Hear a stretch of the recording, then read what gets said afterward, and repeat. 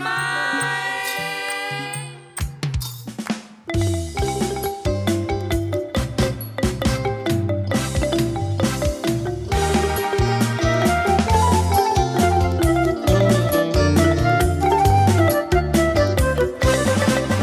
วันนี้วันดีปีใหม่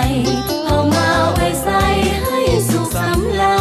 ญมาสร้างแดนนี้ให้เป็นแดนสวรรค์มาสร้างแดนนี้ให้เป็นแดนสวรรค์มาฟ้อนรำกันฉลองวันปีใหม่ความทุกข์ที่เคยประสบจงอย่าได้พบผ่านอีกต่อไป